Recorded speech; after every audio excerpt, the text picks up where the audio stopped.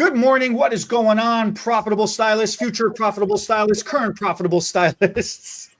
Good morning, Bernard. We are having a discussion this week, man. We are talking about primary colors. Is it RGB? Is it RYB? Is it BYOB? Bring your own beer. What is primary color? What are the primary colors? Most of us have been wrong for so long. I, as a distributor, I got the opportunity to, it's not available yet, but I like the idea. A company from another country said, it's going well over here. You guys want to sell a color training program? And I said, I don't know, maybe. What is it? And so they got these little bitty swatches from color 2 to 10. And they're like, you can practice bleaching them and you can practice coloring them. And then I thought, well, I don't know if you've ever seen that comedian Nate. I can't even say his last name, but he's so funny. He said he wasn't good at history, and that when he watches the History Channel or any history movie, he's just as surprised as the movie is. Right, like Pearl Harbor. He's like, oh my God, I didn't think they were going to do it, And I am very similar. I didn't pay attention to history. So some older documentaries that I'm watching, I'm just as surprised when a queen gets her head chopped off, I'm like, what? How many wives is he going to go through? And I've heard a few rumors of some of this historical stuff. So I start to read this color stuff and I'm truly interested because come on now. When I was in school, there was no computer and it was all index cards. And they had blue cards for the guys who had color and pink cards for the ladies. And when a lady came in to get her color, you dug through the Rolodex, you found the card, had the color formula on there. And we had these bottles. They called them bombs. They were Rue color bombs. And I don't know if it looked like one or not because I've never had a bomb before. And our channel's going to get flagged now for saying that word so many times. But in the color world, that's literally what it was called. It was a big fat tube. It almost looked like a 2-liter bottle, more like a 1 liter. That's what they were called, yeah. Yeah, and they were big, and I guess they were pressurized, and it was an interesting idea because it kept oxygen from getting in there because you pressed a little button on top, and it must have been pressurized, and it would squeeze the color out until you got your measurement. There was no putting any back if you got too much. No. That was you had one chance. one opportunity. Right. So that's where I started, but I was just like this much of this much of that. And then you go put it, and it was all about coloring roots, like that little bit of gray there. And there was no dimensional, not much of a highlight unless you pulled it through a cap. So color was pretty simple, but it was all the figuring was done by many classes before me. So then I get into the real world, and then they got these little bitty Miss Clairol bottles. And I was like, whoa, my God, they go from these gigantic color bottles to these little bitty. I mean, funny, I know we're joking before we got on here. And I compared them to like fireball shots, those little bitty bottles when we go snow skiing. I don't drink. So I see the other guys on the lift paying each other for a little bottle of this. I thought it was. It smells really good. So I thought maybe it was a breath freshener at first.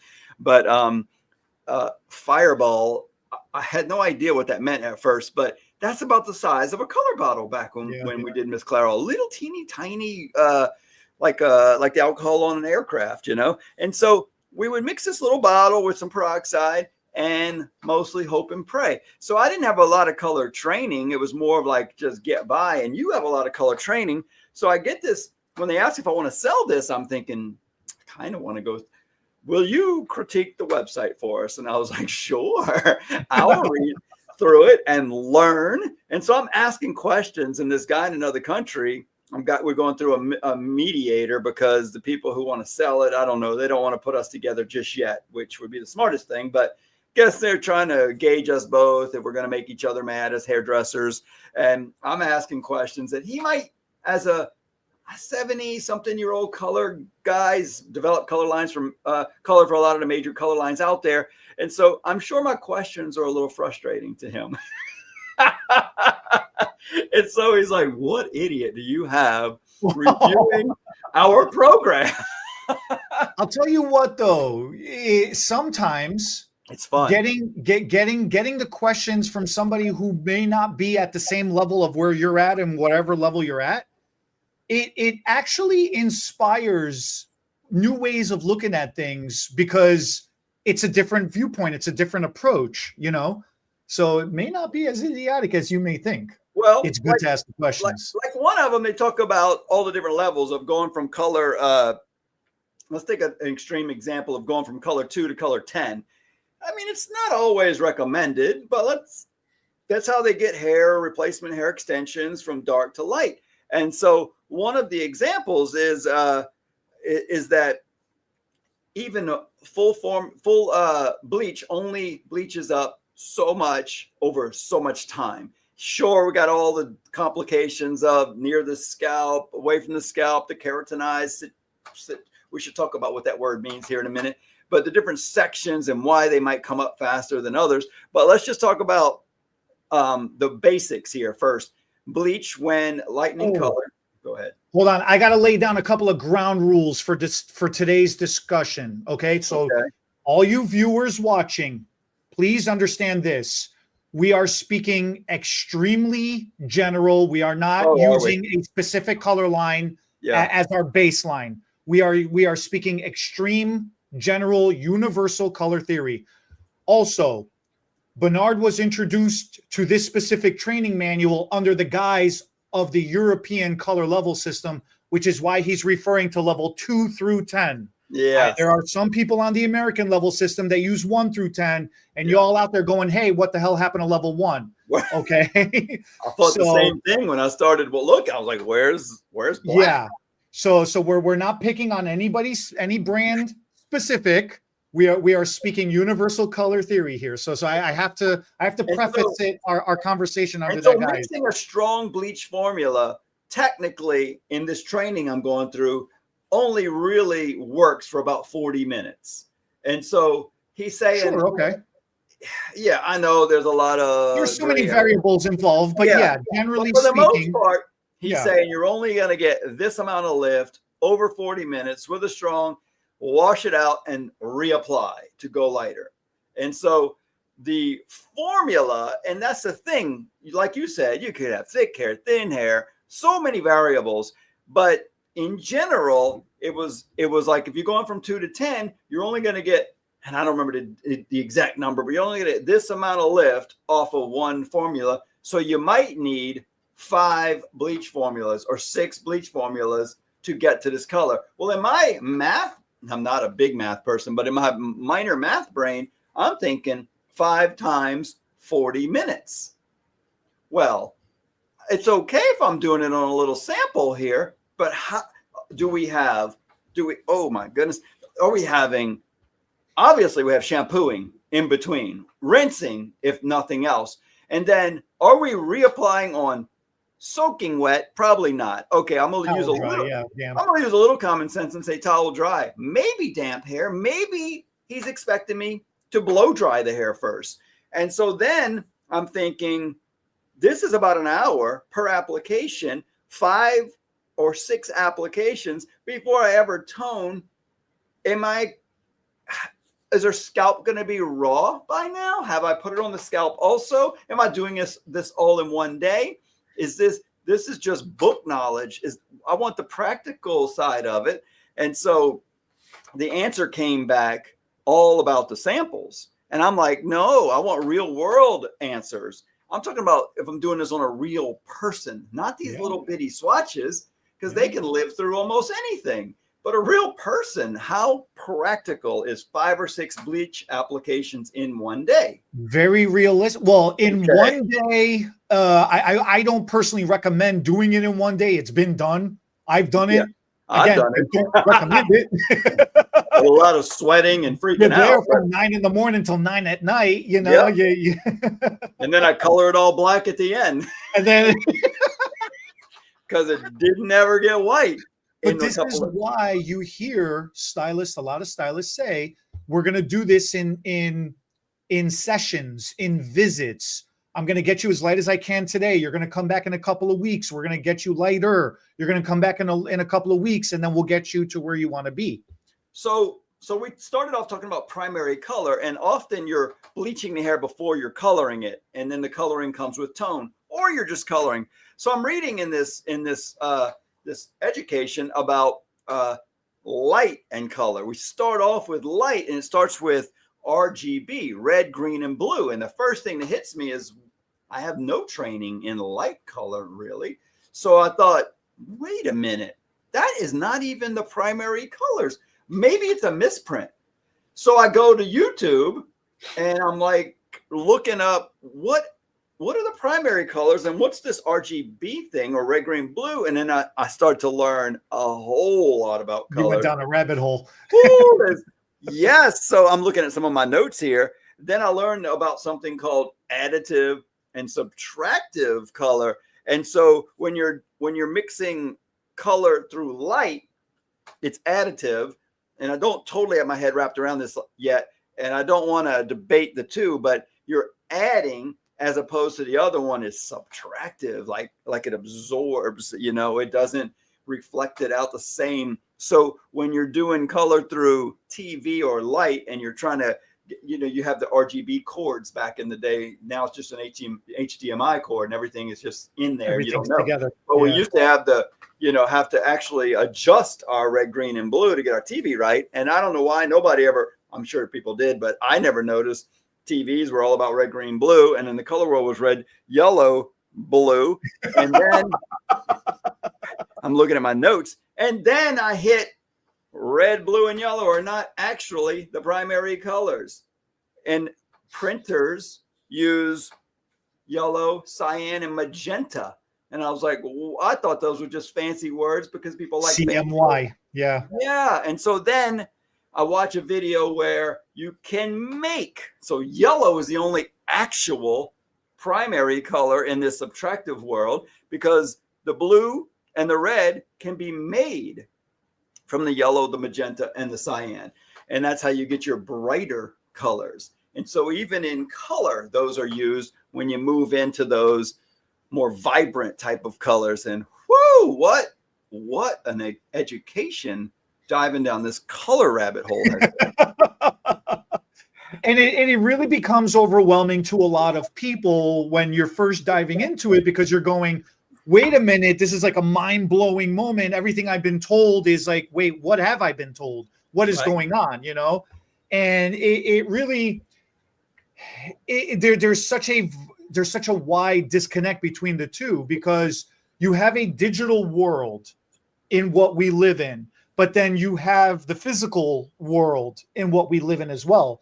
Then you have the physical world in what we live in under art versus nature versus organic life forms, people and animals and things like that. As opposed to robots. And then you got Arnold, the robots, the Terminators, and that's the whole thing. That's the whole fun, and that's all the variable, and that's where all the arguments, and that's where all we have all this variety comes from. Because when you're dealing with when you're dealing with a digital format, it's a blank canvas. So you're adding all the light, all the color into it, and then that's how you could perceive whatever you want. When you're dealing with humans, when you're dealing with organic life forms, we already have pre-existing melanin. We already have pre-existing pigment as a baseline. So you have to subtract that. You have to take that away before you can replace it with these colors that whatever we're trying to become, and that's where the whole fun of it becomes, because we have our natural melanin is even referred to as two different types.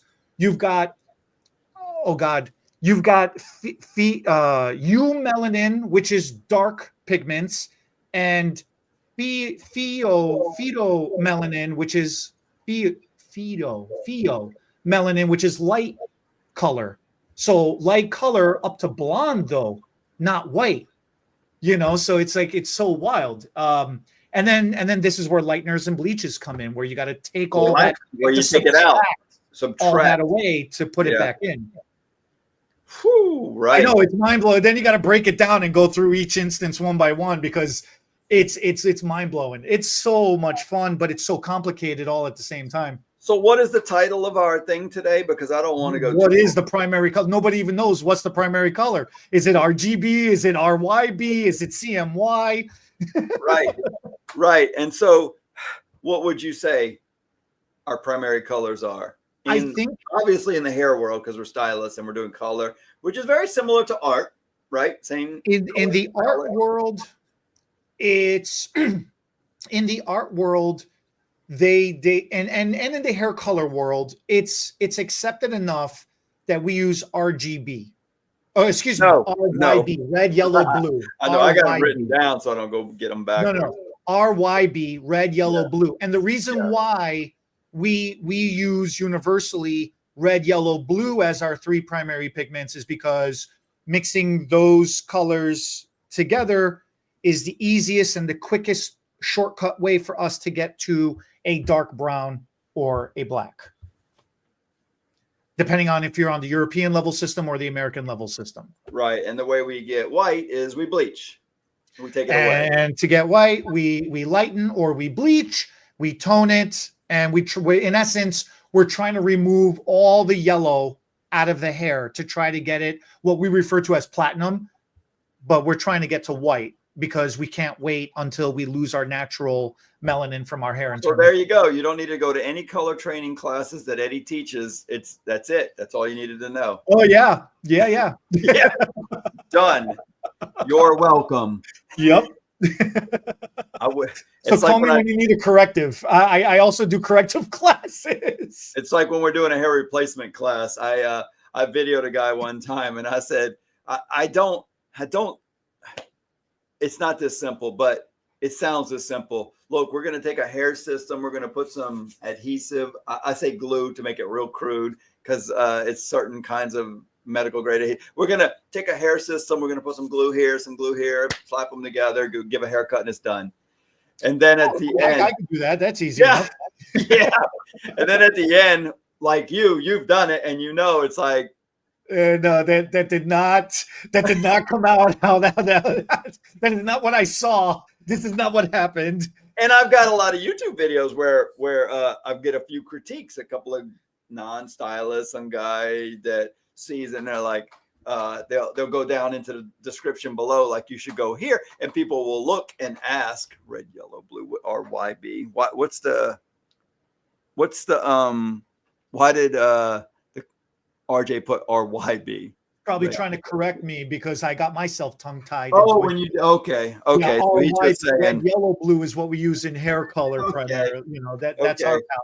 I just saw the comment. I know I'm a little late seeing it, and I was like, oh, wait, I don't know if that's one of the three. It is one of the No, I caught myself and he put it at the whole another one. What was I saying when I saw that squirrel?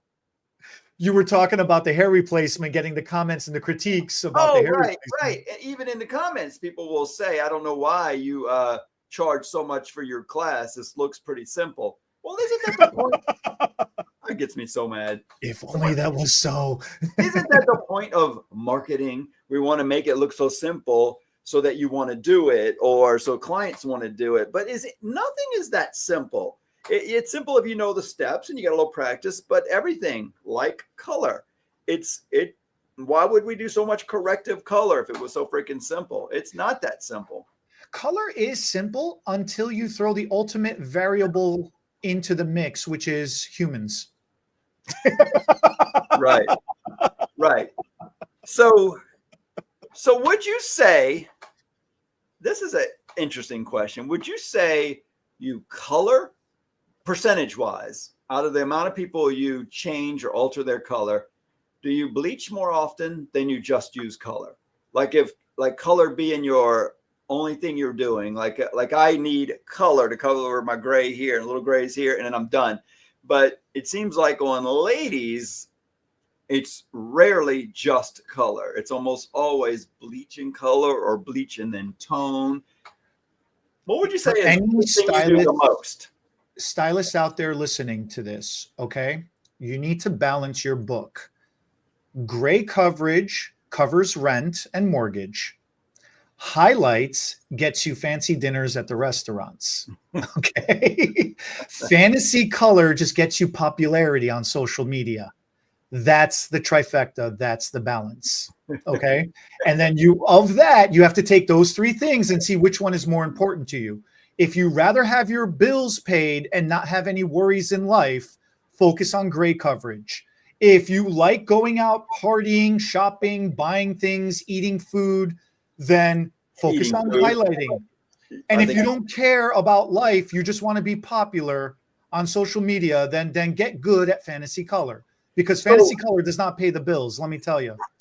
Right. Some people can make it happen, but it's a rarity. I think in generalities, you're right about all that. You said the eating food. You can eat food on the gray coverage too. But no, on gray coverage, you could pay your house, pay your car, yeah.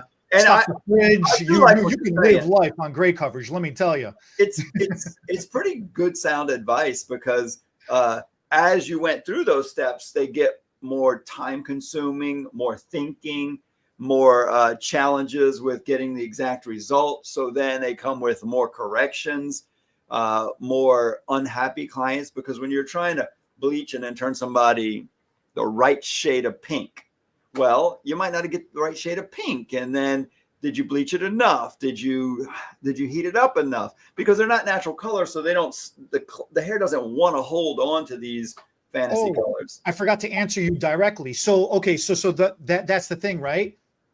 When I first started my career, this was before hair extensions, I was all about fantasy hair color. Right. But since I've learned hair extensions, I really don't do a lot of fantasy hair color anymore these days, because I do it with hair extensions, or I try to incorporate it through hair extensions. Right. I have a beautiful balance between gray coverage and highlighting, foiling. I do a crap ton of foiling too. So that's pretty much my book nowadays, is staying 50-50 between trying to keep a balance between gray coverage and foiling. And the occasional fantasy color requests that I get, I talk them into hair extensions, or I actually just refer them off to somebody else. I'm not wasting my time trying to get blue hair, green hair. Well, that's how I feel. I was never interested. A lot of stylists getting out of school, though, or they want to do the fun. It looks fun, I guess. I don't get it. But it seems like that's what younger stylists, they see the red, the blue, the green. It looks like fun. You see it in some movies here and there. You see it, some talk show hosts, but I rarely see it staying vibrant for very long. It fades fast, and they have roots fast. And most people that have purple hair don't keep it up as often as they should. So then you see in this faded, vibrant color with roots. And if you kept it up, which some do, it can be a bright red, bright fake looking red, can be beautiful if kept up and well maintained. It just rarely is out there in public from what I see. I see mostly pastels, and they didn't start off as pastels. They're light blues, light greens, light purples, just washed out looking with a lot of a grayish tint to it. And to me, it's not attractive, even though they keep wearing it, because it's there and it's hard to get rid of after you've got it. So now you really got to bleach it out. I'm for the fantasy color. It's just more of from a business perspective, and that's where I made my opinion comes from a business decision. Yeah, I like paying the bills. I like having food in the fridge, and I like going out and eating at restaurants. So to contrast what I was saying, looks like fun, looks like a lot of fun, looks interesting to do these bright colors. I think cover in gray looks boring, right? That's what the general, that's the mentality. The general consensus would be, I don't want to do an old person's hair. I don't want to just do gray coverage and just make her look normal. I want people to be like, oh my God, what did you do? I love your hair. But when send them my way. Covering gray hair does make that client super happy, because nobody notices. And there is some happiness for me in that. I like making the one client happy and making her, she makes me rich. She's very consistent. She doesn't want those grays to show. So as soon as they do, she might be back in 3 or 4 weeks. And so it's our little secret. So then the fun and the excitement in the job is the relationship. Of course, it's the money, but yes, we just have it's just like a friend coming to visit that pays me to talk to me, and we work on her hair while she's here or he's here. And so you've got to like people and like relationships and like to talk. you don't have to, but it sure does help the business. And if you just genuinely like people and you do these things, then color, that's why I kind of jokingly say the boring stuff is where the money's made. But make the exciting stuff in the conversation or the ambiance or where you're doing it. So when it comes to, we might be getting a little off of color now. We're still talking about doing color, but think about this. Do you ever think about why color 6 is the most popular used color? I mean, that's what the majority of the world is a brunette. Statistically. I think I talked about it, but I want to tell you statistically my observation on it. People that are in the middle are split. They're either going black or blonde. Oh, yeah. Yeah. So these people in the middle are split going 2 different ways. But if they're black, they're going towards the middle. If they're blonde, they're going towards the middle. So you have twice as many people meeting in the middle, but the middle is being split 2 ways.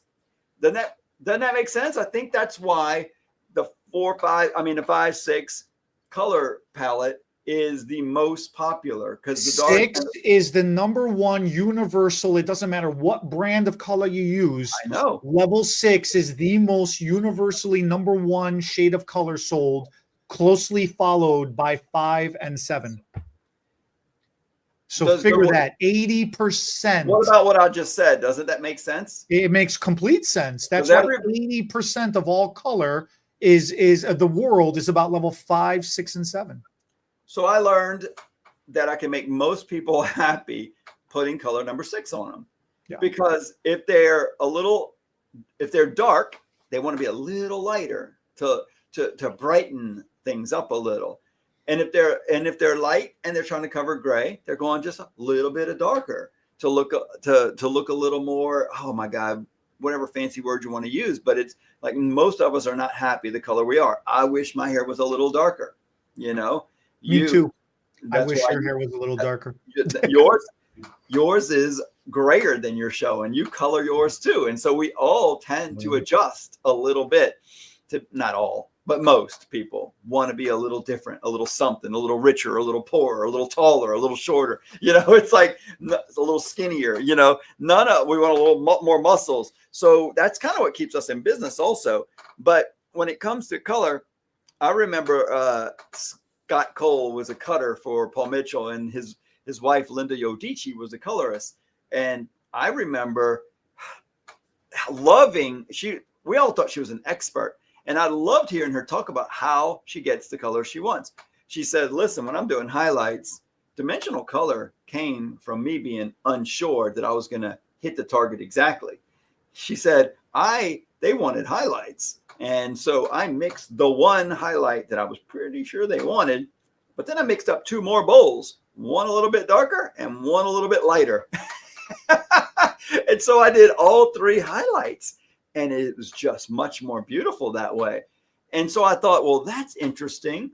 Miss Color Expert is getting there through chance, kind of, you know. It's more like, let's go ahead. I see you want to. No, but okay, think about this. When you go to purchase something, like there is a lot of people that want a solid flat finish. Mm-hmm. But even within that solid flat finish, a lot of people wouldn't mind a little accent or a little sparkle or a little glitter or a little, and it doesn't have to be contrasting. It could all be tone on tone. There are then some people that want that heavy contrast, right? But there is actually a lot of few people that want a perfect, smooth, all 100% even shade of color because it looks fake. It doesn't look natural. So by creating variations ever so subtle, they could be ever so subtle, variations within the same color to create the overall effect, that's what makes that dimension so powerful. You know, that's really what she's talking about. Right. And it's amazing. And it looked really good. And so a little, I'll throw out a little something that could possibly be in a little short video pulled out of here. One of my little tricks of doing color. I found that when when we talk with somebody about in a consultation about what color they want, the most difficult thing to do is get exactly what a person is saying. So they're thinking and maybe seeing, and they're saying it, and it is not saying like it's thinking, is it? And then that saying is going into my ears, and then my brain's got to interpret and then come out of my hands. And I thought there are so many rooms for error here. So my most powerful, so many variables. The most powerful question that I ask to get a better target is I say, okay, color is not an exact science. So if I were to be off just a little bit, would you prefer me being off a little on the dark side or a little on the light side? So now they're expecting it. And so usually 6 and darker, they say on the dark side, 6 and lighter, they say on the light side. But sometimes it's the other way around. Like, oh no, a little darker. I don't want to look like a flu. I don't want to be blonde. Yeah, right. right. And they're like a little on the dark side. So I try to hit the target, but I might adjust my color a little on the dark side or light side. And now I've also opened up their mind to, it's not perfect. It's just going to be close. And if it is a little darker, they've already given me the okay. So that's been the saving grace for me in color consultations and the outcomes. You have any tips or tricks that you use in this situation? Yeah, because it's the balance, for us as stylists, it's the balance between level and tone. You have level, which is horizontal, up and down, 1 through 10, 2 through 10, that's your level.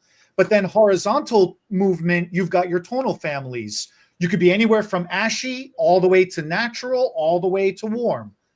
And so we have to, like you see in the movies, they get the crosshairs to kind of come together, right. To target. Right. And we gotta figure out where that cross is, where that target is. Right. So that's always, would you like it a little lighter? Would you like it a little darker? Would you prefer it a little warmer? Would you prefer it a little cooler? Do you want to be shining like a light bulb and be vibrant? Do you want a lot of shine in your hair? Or do you want to be like a normal amount? Because then the gloss finish afterwards too. How much sheen do you want through that hair? Yeah, you got to put a gloss coat on it. You have to, Yeah. So these are the things that I further ask with them as well too. And I always make it into a game for them. Because you got to say crazy stuff. Bob, tell them what they've won. You're right. You have to. You got to do that. Because when they say, "Oh, I want to be light," oh, you want to be like blonde light. Like you have to go extreme, so then they can bring you back down to where they reasonably want to be. Or if they want to get dark, you got to say, "Oh, you want to be like jet black." Yeah, and they're like, no. I just, or yes, you get me. Or yes, you get me. Right. You catch them, you totally catch them up. So, and then it's the same thing with the tonal values. You want to be red. And I don't know why, but fruit and drinks and plants seem to be the go-to references for colors. You want to be as red as an apple. You want to be as green as a leaf. You want to be brown like cinnamon or something. I don't know I say show me a picture, first of all. Yeah, I got to see pictures. And then even in the picture, point to the part of the picture that you're asking. This section right here on the right picture. There. Yeah, it could be the valley of a curl that looks black. And it's really just a shadow, but that's what that's the color they want, the color of the shadow. Or the color of the bright light shining off the hill of the curl. Right. It usually is a specific part or one highlight showing in that whole head. I want my whole head this color. So I understand the picture thing. I'm kind of opinionated when it comes to pictures. I understand the pictures because it gives you a general concept and an idea of what the person's looking to become. It's an inspiration of what their goal is to. That's what you want to call it, an inspiration, but really it's an unrealistic. But that's the whole thing, right? Does that person have the face, the attitude, the hair to be able to match that and do it, The density, length, and texture, right? A lot of variables. And which is why you got to cover that with them. Absolutely, you have to, which is why I try before a picture or even after they show me a picture. If they show me a picture, I say, that's great. Thank you. Let's put this aside for a second. Let's talk. I want to try to get their imagination. I want to try to get in their mind a little bit So do you and see tell what them, their comfort level is coming from. well, you're not as pretty as the lady in the picture? I mean, isn't that why we usually show pictures like, I want to look like this? And you're like, that's where I get the inspiration from. yeah. That's why I call it inspiration. It's not reality. Yeah, that's right. And that is what we're balancing. I know I'm being crude right here, but the truth is often we see more than the hair. We see the face, the body, the dress. Do you have that dress? Are you, yeah, the background setting, where are they? Oh my God, right. She's in the Bahamas. Are you going to be living on the beach? So you definitely have to cover these things as nicely as you can. You don't have the same amount of hair as her. You realize that. Like, you don't even have the same cut. Your hair's layered. Hers is all one length. We can't change that today. But if her hair's all one length, layered in the picture, and the client says, yeah, we can layer your hair, that's a good start. So maybe your hair will look closer to that. It's more than just a color you're showing me. Like, do you want her cut also? Because sometimes people will show me 2 or 3 pictures. I want a haircut like this. I know we're getting away from the color a little bit. And it's like, well, one picture has bangs, one does not. Well, you want the bangs or not the bangs, So you do. I think that is a lesson for the consultation to me in anything. Repeat back what you think you heard, what you think you see, what you think they're explaining, and let them correct you. And I like what you added to that. You use some extremes. I think what you're saying is you want to go darker, like pitch black, like, oh, no. You're purposely pushing it a little. So they bring you back to what the truth is to make it a little more fun. For me, I wouldn't have gone there, but I like that because I do like shocking people, but I might use that. There is a level of confidence involved that I know what I'm doing. I'm doing a very targeted thing, and I know what I'm trying to get them to. Because otherwise, I think as a new stylist or as a younger stylist or an inexperienced stylist, whichever way, I think a lot of people, they're so worried about so many other things that as soon as the first thing somebody says to them, they're like, okay, that's what you said. That's what we got to do. I'm on it. And it's very hard to understand. The first thing somebody says to you is never the real thing they're saying. You have to, this is my opinion. Let this be my opinion. Okay. This is true. So far. It's a psychological thing. The first thing somebody says out their mouth is never the exact real thing that they're trying to say, because they're fishing to see how far they can push with you, unless they're completely comfortable and you've had a years-long standing relationship. In the beginning, you got to test the waters. You're dancing and you don't want to step on each other's toes. It's like dating. You don't want to ruin the night, ruin the mood, ruin the vibe. Right. So they're throwing things out there for safety nets to see how far they can go and how far you can accept. So you got to get like the second thing, the third thing, the fourth thing, until eventually it's really what they're talking about, what they want. And again, it comes from a level of confidence and understanding and not being judgmental, no matter what the person is saying. So you can try to figure out what exactly that person wants. You can best help them. The easiest, quick way to do it is to just go silly.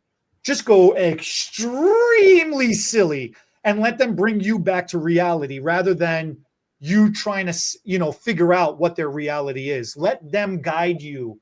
The 2 strongest words in the human language is help me. If you say help me to somebody, their instinct, their natural walls, their barriers, everything goes away. That's human nature wants to teach, wants to support, wants to nurture. That's interesting. I like that. Help me. Help me. Go silly so they help you, bring them to what they want. Help you, help them, help you, help them, get them what they want. Or I just go silly for fun. Like, where does the hair for hair extensions come from? Dead people. No, I'm kidding. It doesn't come. Because when everybody around, like if they got kids, if they've got kids that are just texting at the time, you can even get a kid's attention that you normally can't get, you know, and they'll look up. Really? No. But got you away from that game for 2 seconds, which is rare in today's society. Yeah, we are grave robbers. That's where we're getting extensions. So I got a really good story for color because I teach, like you teach some people more basic how to gain clients in a salon.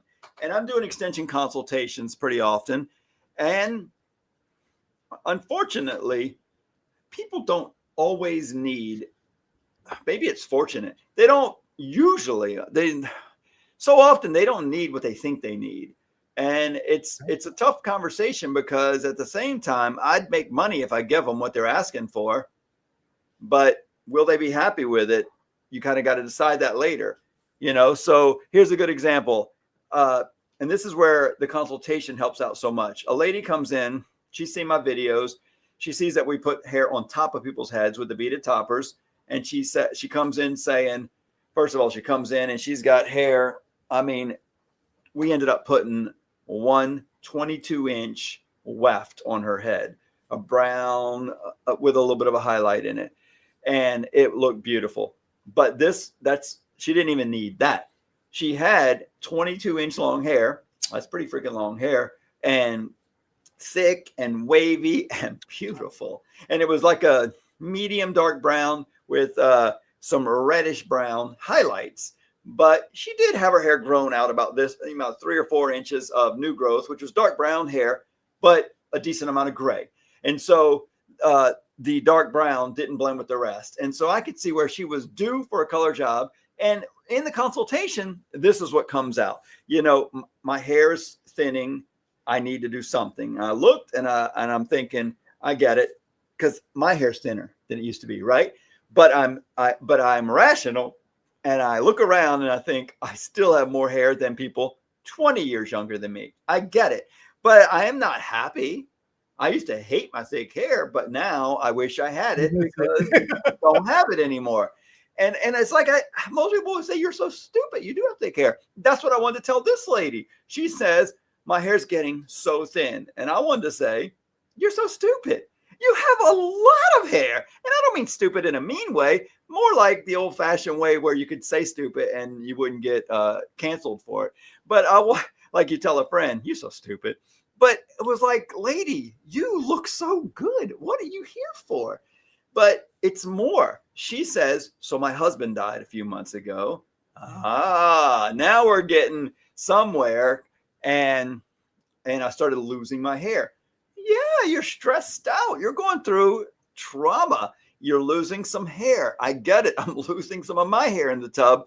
So I see. And you're worried that it's going to go faster and more. And she needs somebody to tell her it's going to slow down. Your life's going to get better. You're going to be happier soon. You're just watch your diet, your exercise, make sure you're healthy, see a doctor, make sure you've got all the things you need in your body so your hair can have what it needs to grow right. So I would see a doctor first and maybe a therapist if you're still sad and you need some help there. But for the hair, I can put something on top of your head, but it's only 12 inches long, the hair. And most people don't get top of the head hair systems when their hair is 22 inches long.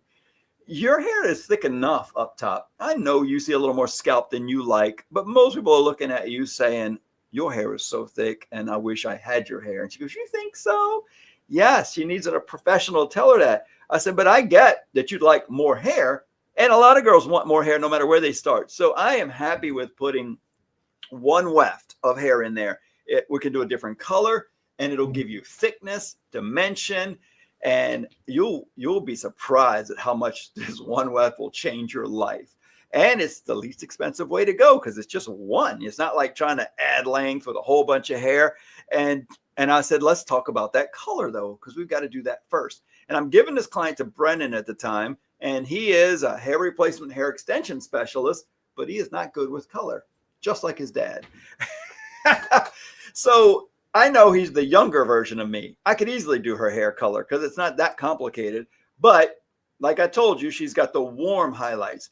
So where we go with this is I say, talk to me about your color. What do you have? What do you want? What have you done before? What were you happy with? What were you not happy with? And what would you like to do? And she says, well, obviously my hair's grown out. I said, I see that. And that's part of the sadness and not wanting to go anywhere and do anything. And she said, but with the highlights, I think I want to go with a more platinum blonde. Right. You see, you feel me right now? You feel my pain? I do. I'm cringing inside a little bit. Yeah. And so this is where the power of the consultation comes in. And this is where I talked to my other less experienced son that's in the salon, Taylor, yesterday. And I said, you turned down a highlight the other day before you even met the client. You heard highlight and you said, nope, I can't do it. I'm not good enough yet, because she said, I want dimensional, 2 different colors. And can you take me today at 2? And he said, no. And I said, you didn't even meet her. He didn't even look at his book either. He just knew. Yeah, he had the time because Brittany was trying to schedule it. And I said, say yes, come on in. Worst case scenario, you do the consultation. I'll get back to the other story in a second. You do the consultation and you say, oh no, I can't do that. I mean, that's way out of my league, my ball, that's out of the ballpark for me. But you could also look at her and say, you shouldn't even do what you're asking for, because that's what I did. And so in my professional opinion, I said, platinum? No, why do you want platinum? Your hair is beautiful. I love the medium brown with the reddish brown and golden highlights. Yes, you need your roots done because they're like black with gray, and then a medium brown with reddish brown highlights. I said, it's such a pretty highlight. It even looks like because it's grown out probably, but it almost looks like a color melt, ombre, balayage, whatever we're calling it these days. I said, it looks really good. I think you just need to, all these fancy words, break the base, lighten the base, whatever. You just need that base a little lighter and your gray's covered, and maybe bring some of those reddish brown highlights up. But I'm also thinking there's no way that we're going to get rid of all that orangey brown, brassy brown that you're seeing and turn it platinum. First of all, it's not going to look good on you, and it's not going to stay platinum. And the reddish brown color that we color darker or platinum, it's going to fade right back to a reddish brown, and she's going to be unhappy. It's unlikely anybody I send her to is going to be successful getting it all out. Yeah. The maintenance level, I'm looking at her now, she doesn't do maintenance. So she's not going to come in. I'm reading the future. She's not going to come in often enough to keep it looking the way we do it. If we do it, she's probably not going to want to pay the price on top of the extensions, maybe, to get what she's not going to end up being happy. So I'm seeing the future, and it all comes from the mess ups I've done in the past. And the whole days of bleaching 5, 6, 7, 8, 9 times. And at the end, just coloring them all black because I never could get there. I'm just not doing it again. I said, so I don't think you should do that. And she goes, really? You like my hair? I said, I love your hair, except for the 4 inches at the top. And she goes, okay, I'm going to take your professional opinion and I'm going to stay. They just needed confidence and the truth. It was the truth. I wasn't lying. I really thought her color was beautiful. That's a beautiful story. It's such a lesson in what I was just talking about myself. Help me feel good about myself. Right. My husband died. I'm sad. My hair's thinner. I don't feel good anymore. Life sucks right now. Right. I just want to change. If I get platinum blonde, I've heard platinum blonde is the trendy thing to do. That's exactly. Equals sexy. Right. Sexy equals looks good equals I will feel good. Right. And just that little bit of time that you spend to talk to her, reassure her, give her advice that makes sense, that's more realistic. It just reboosts her confidence, and that's really what this is about. Because trying to that is a disaster waiting to happen. Right. Well, and then Brennan, if that's not a people of Walmart future picture in the making, I told Brennan, call me or get together with me about this client before you do her. I want to explain to you what I told her. Yeah. In case she comes in and he asks and she goes, oh, I want to be platinum blonde, and he gives it a try. I'm trying to cover my future problems also. So I said, I said, listen, I want you to do all this. And at the end, I said, so color the roots. And I don't think you should try to do it all at the same time. Listen, this is what I think you should do to be safe. Color those roots with a little lighter color. And you can lift it with just color because it's just a few shades. And then dry it. And then put some foils in there and bring some dimensional highlight through there. And you'll naturally get some reddish, orangey. You wouldn't use the word orange to the client, you know. You would get some reddish, golden brown pieces because it's going to naturally, and that's the whole point. It's a natural highlighted look without going to some unnatural look. It'll just naturally get there. So you know what he says? Dad, we colored the roots, and then when we dried it, neither one of us thought she needed the highlights because she liked the grown out looking. I said, well, here's the businessman in me saying, well, you just screwed yourself out of another couple $100. And he's like, what? I said, well, you told her she didn't need the highlight. She didn't need it. She wanted it. She could have used the extra highlight. She had the money and already agreed to it. It's fine. She'll get it next time. You got the customer. He put the extensions in. She's raving, texting me. I love my hair. I love your son. It looks so good. And it's fine. But that's where there's a little business side of it too. Like she wanted it and would have taken it and it would have looked good. Why not do it? Spend it. He had the time booked on his book. He had a little extra time. He could have brought the highlights up a little and made a little more money. And now it's just opinion. Would she look a little better? In my opinion, I think so. He said, I think everybody looks a little better with dimension and with highlights. Right. Yeah. So she still had her highlights. They were just 4 inches from her head. And it was broken up enough that it still looked very natural, a little bit more like, the more popular color of the day. So it was fine. It was fine. He just threw away money that I had already agreed to get from the lady from an evaluation and a consultation. And he sees it now, but he didn't do anything wrong. He just did it a little less profitable. Right. That's the difference between the business side and the art side of things. Right. So balancing the business and the art is difficult sometimes. And saying so is okay. And sadly, so you can't know to say no until you've really majorly screwed up a few things. Unfortunately, I think that there's no other way to do it. I don't know if you can just listen to somebody and think, I'll never do that because he said it. No, you got to go and mess up, it seems like. In my youth, I figured that was the way, but as I'm getting older, I'm like, nah, if this person said don't do it, I am just not. Maybe they're right. You're probably right. Because so it's difficult. I find it's very rare that younger people, even my younger self, would just believe somebody. It's like, I want to try that myself. You're like, oh God, they were right. So I think it all starts with the consultation and just being true to yourself. What can you actually do to make that person happy? So I told Taylor, I said, you know what you could have did with your blonde without sight unseen, without ever seeing this girl. She said she wanted 2 colors. I don't even know what she looked like. All I know is you just said no. I can't do it. You don't even know. You never met her. You should have did the consultation. And in the consultation, let me give you a couple of scenarios. One was, remember I said, just say, whoo, nope, above my pay grade. Goodbye. Let me recommend somebody good. Sorry, I wasted your time. That, it's not going to go great, but it's the not great of really making her mad doing bad color would have been an even worse not great, So yeah, not great. Tell her no, goodbye. But what about the truth?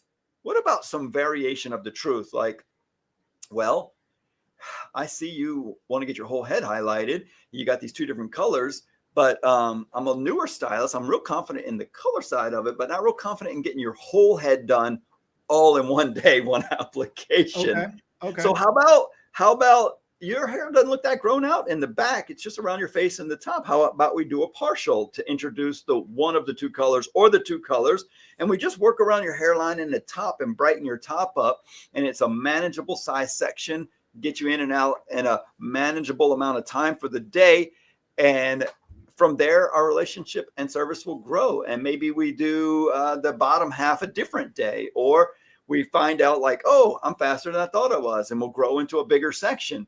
So there's so many so many choices that could be made and suggestions. I'll piggyback off of what you just said. So with the newer stylists, I tell them, introduce experimental color to the client. Yes. Never say no. Say, if you, okay, one of two things. Either you yourself, the stylist, are unsure that you can perform that level of color, or two, you, the stylist, think you can do it, but you're not sure if the hair will do it, if the hair can do it, or if the client can take it. So then you say like this, you say, look, I understand what you're asking for. I can't promise you that we can do it because I'm not sure if your hair is willing to cooperate. Not that I'm not willing, not that you're not willing. It's your hair is not willing to cooperate. Definitely your hair. So we're going to do an experiment. We're going to start foiling you. We're going to start highlighting you, and we're going to see how light your hair is willing to go today. And then based off of that, we're going to have some data, and then we'll be able to reformulate. And next time I see you, we'll see how has it held. Has it turned brassy? Has it turned ashy? Has it stayed the same? And next time, then we'll make a better educated decision on, should you be lighter? Should you be darker? Should you be whatever you want to be? Yeah. So with the newer stylists, what I'm finding is when they're taking this approach, the clients are getting excited because they're like, ooh, I'm going to find out what my hair can do, you know? and that's good. And people like experimenting. So people like experimenting with something new and something fun. And so when the client is gone, the stylist sitting in the back room having a freaking meltdown going, oh my God, that was so stressful. And I'm saying, this is amazing information you just discovered. Now, now you have a plan for next time. You sound way more professional and confident. It's also a symbol. It reminds me of a little something I said earlier about if I were to mess up a little, if I were to not hit my target exactly, don't want to mess up. Should I go a little lighter, a little darker? I did the same thing with highlights for years. Also, I mean, what's to me, like there's three broad categories of describing highlights.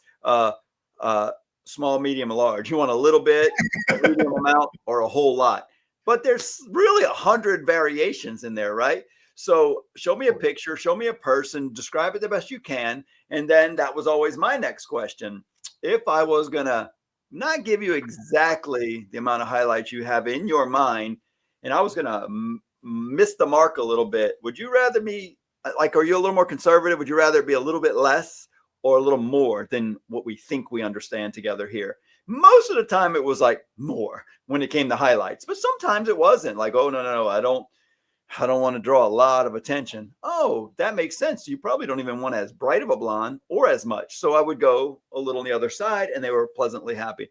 So to me, that was always the saving part. And it was sort of like you asking permission from them to experiment a little bit. We might not get exactly. So with that being said, I got to do a haircut in 2 minutes. Alexis got 22-inch long extensions here the other day. Yeah, it looks really good. And I told her I'd cut it at 11 o'clock after our live. And we'll probably video it, maybe post it up here at some point. But I'm gonna trim her, and it looks pretty good. She's got 3 wefts and a pack of strands. I said, ooh, fun. I said, it looks really nice. I can't wait to hear what you think when you have to wash it. She goes, I was thinking the same. It's gonna be. Is it double density too? Oh, I think it's all double density. It's all double density. Oh, that is a lot of hair. Yeah. That's gonna look cool. That's gonna look super amazing on her head now. Curled, you can't even tell it. And the cutting is just a tiny bit of blending. It looks really good. Yeah, so I'm gonna go cut all that hair, and we'll see you guys next week. Subscribe, please comment, please hit this one, not this one, this one, not this one. Bye, guys.